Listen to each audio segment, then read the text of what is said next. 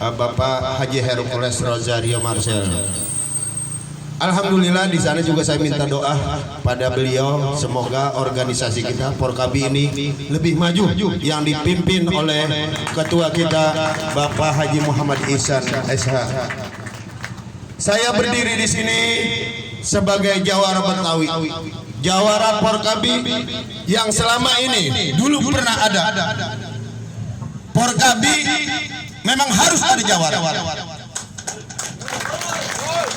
Bukan berarti ada jawara ini kita jadi jagoan atau betantang tenteng, bukan.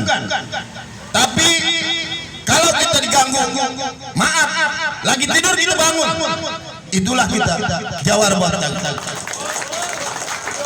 Abang-abang dan empok-empok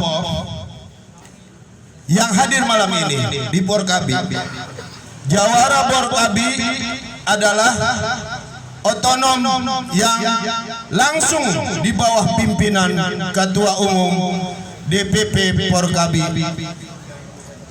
Maka dari itu instruksi langsung dari ketum. Begitu juga anggota yang ada, saya akan berkoordinasi dengan ketua-ketua DPD dan juga ketua DPC. Itu sudah kami lakukan, saling koordinasi dengan ketua DPD.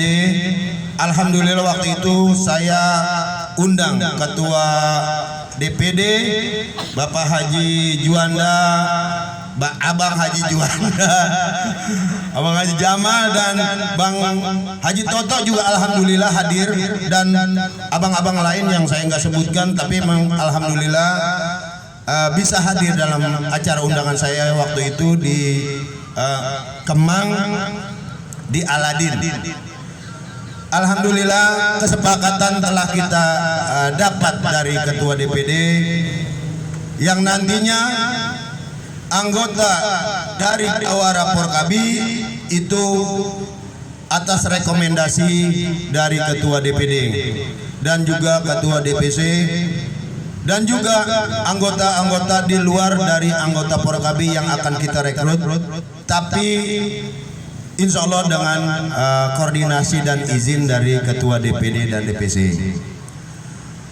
Kenapa tadi disinggung Porkabi itu golok jangan pakai? Waduh, bahaya bagi saya. Yang namanya jawara itu memang kalau menurut saya wajib pakai golok. Kalau